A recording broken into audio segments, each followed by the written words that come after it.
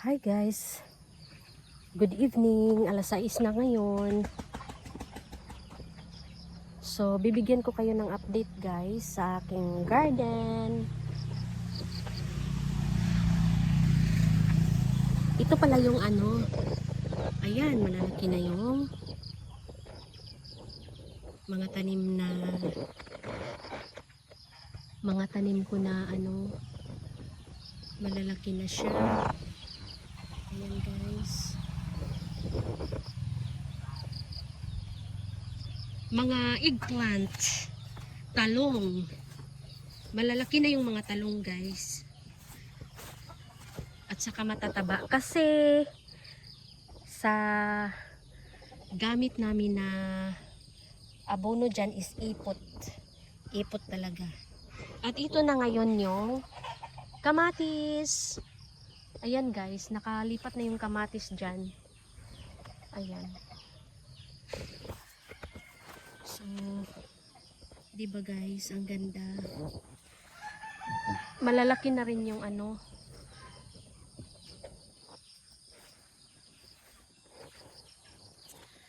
malalaki na rin yung tanim namin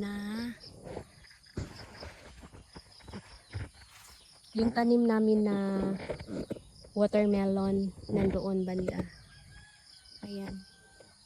Tapos yun nga guys.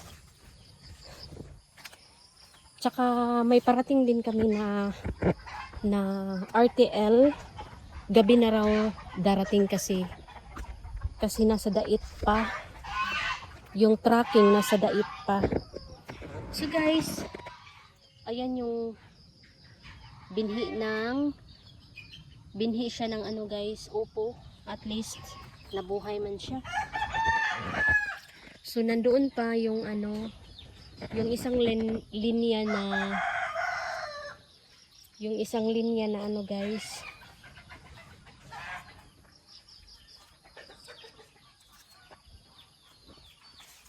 Yung isang linya na kamatis doon.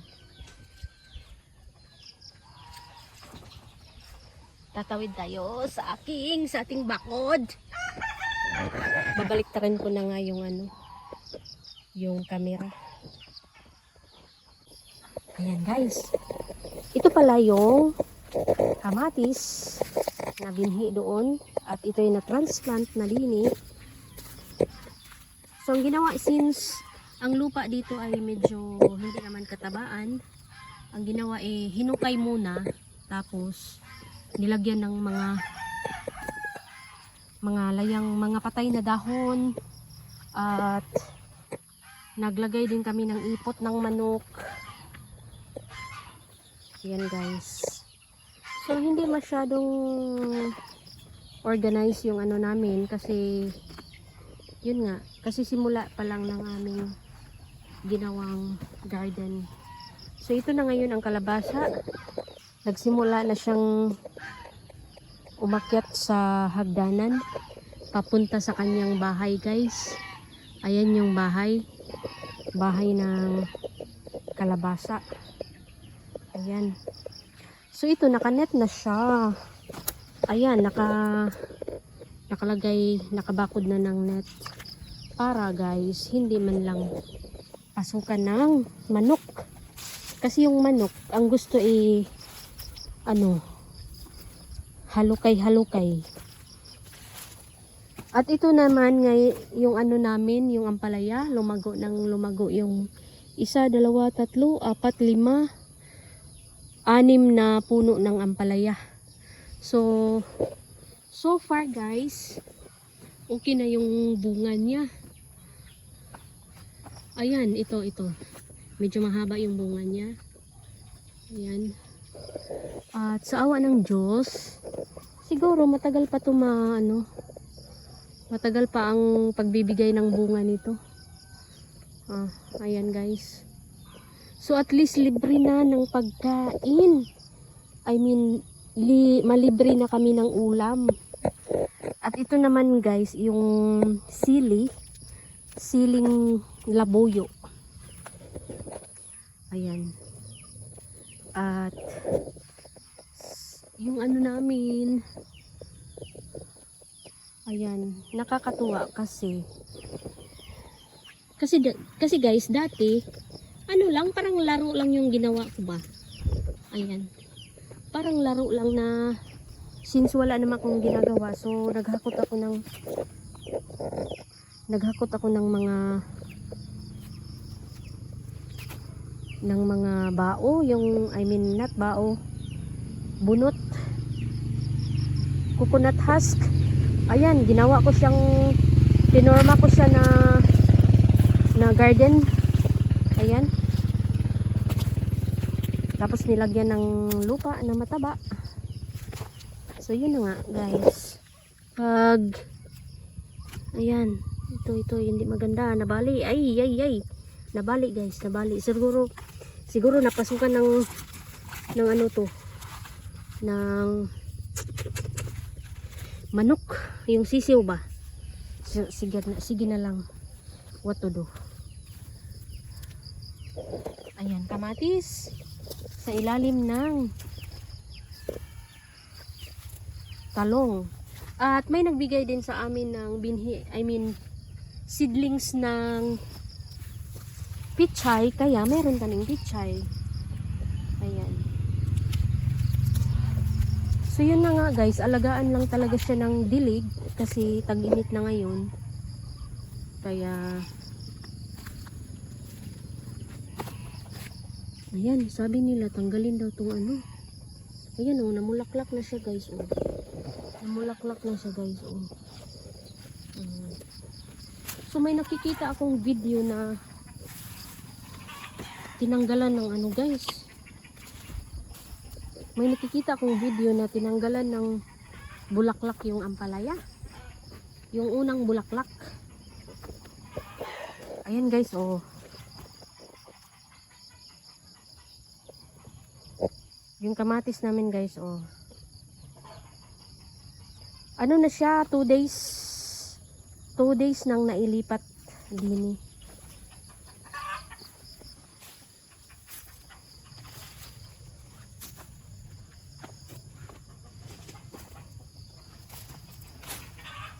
At lumaki na rin yung ano namin din guys. Yung tinanim namin na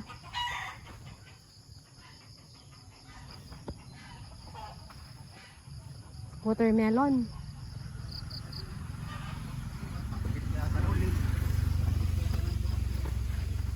Ayan, opo yan, opo.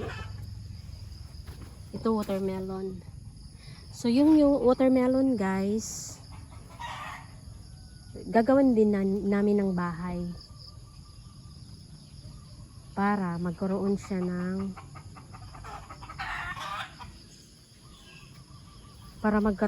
ano guys, kumbaga akyatan guys, kasi yun lang, gumagapang kasi siya diba, pwede siyang gawa ng bahay. At ito naman ngayon guys, yung gawa ko. So atras ako para makita ito. Ayan, gumawa na rin ako ng ano dyan.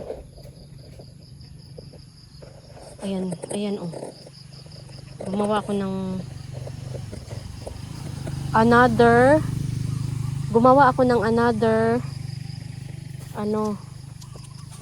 garden. Round lang siya guys, round. At yun nga, nilalagyan ko talaga ng ganyan para matrap ko yung ilalagay ko na magandang klaseng lupa. Tsaka mga patay na dahon. I-enhance ko yung tataniman ng, pero ang plano ko dito guys, yan, ang plano ko dyan, magtanim ako ng sibuyas dahon. Since meron akong nabili na binhi ng sibuyas dahon, kaya dyan ko ilalagay para yun, paunti-unti lang guys, little by little ma-improve ko yung garden na to namin, kasi yun nga, hindi man ako lang mag-isa na gagawa. So kung may takot kayo na baka magtago dito yung ahas, hindi siya guys, hindi siya Hindi siya mataguan ng ahas kasi nakasalansan yung ano oh. Salansan talaga yung pagkalagay ko. Ayan. Salansan siya. Kaya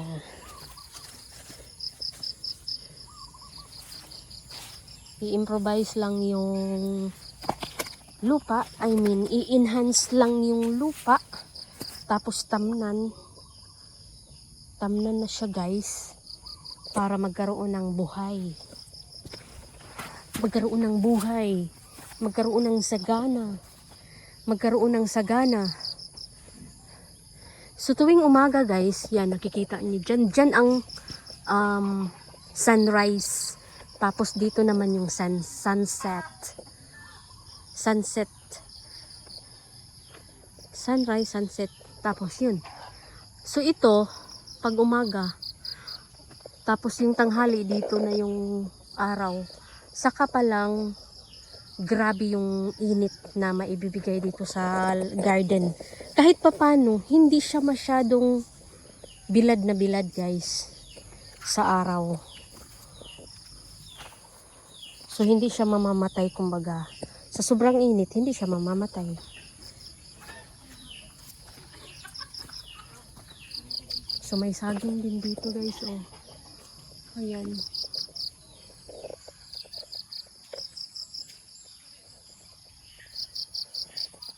So dyan daanan guys. Yan, may dumadaan na mga babae. So ito pala, nag-spray kami ng pampabulaklak at saka naglagay din kami ng abono. Kasi yun nga ang sabi, dapat daw talaga lalagyan ng abono yung tanim para magkaroon siya ng magandang bunga at malalaking bunga at maraming bunga. So yun guys.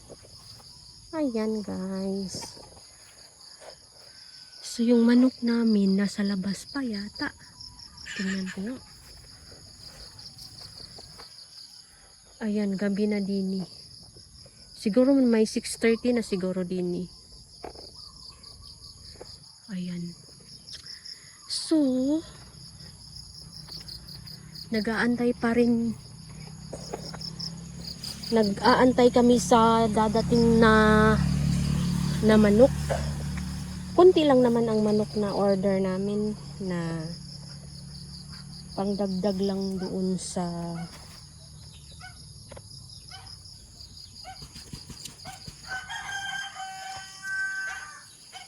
maingay yung ano namin. Ayan, sa poste guys, nakailaw. Ayan. Nakita niyo yung ilaw sa poste? Ayan. Ha, hindi klaro yung ilaw. Basta may ilaw dyan guys. Ayan, ayan, ayan. Ayan, nakailaw dyan kasi para sa tuwing gabi, makikita namin yung anong mga ganap sa gabi guys. Pag sumilip sa bintana, kitang-kita, di ba? Ayan. So yun na nga guys. Talagang bakod lang talaga ang kailangan dito sa aming Kasi pag hindi ito bakurin, nako. Yung mga manok nako. Ayan. Ang mga manok hindi ka aasa na may tutubo pa kasi mamamatay sila sa kakahulukay ng mga manok. Kasi yung mga manok guys, gusto basa ang lupa, doon sila magpalamig.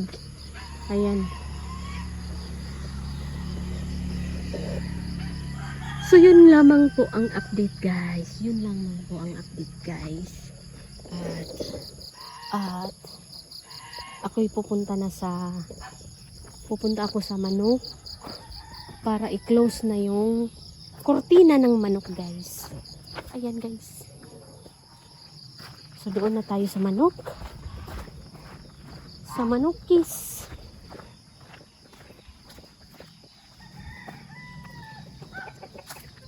So may manok dito oh.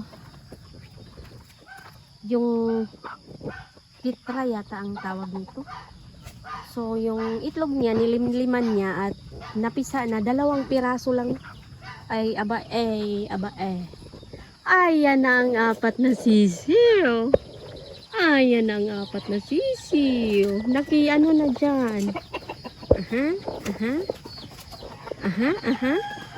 So dito na ako guys.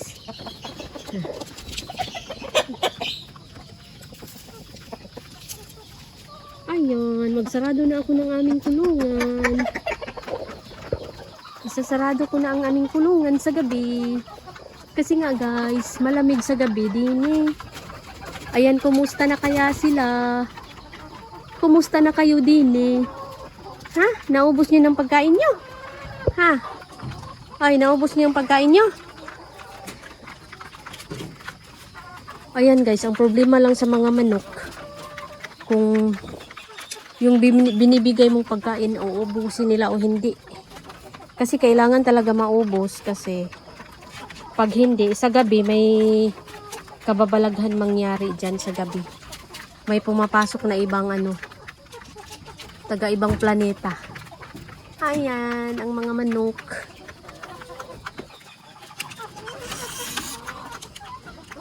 Ayan, kamusta naman kayo din eh?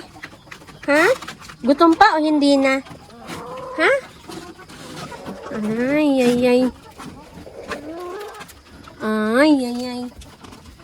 Bibigyan ko ng konti.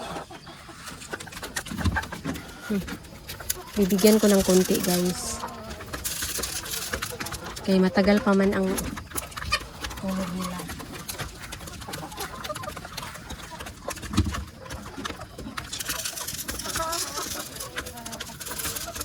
Ayan. Ito naman, naubos na, wala pa. Ay, sus. So, yun lamang ang update, guys. Ito pala yung dito ilalagay yung bagong dating na 22 pieces na RTL. Kasi sayang yung sayang yung bakante. So, bumili. So, nag-order kami ng mailagay dito na 22 pieces. At saka, sa dulo naman, yung siksikan na lang sila dyan, 10. Ganun na lang. Ayan. Ganun na lang. Ayan. Bye!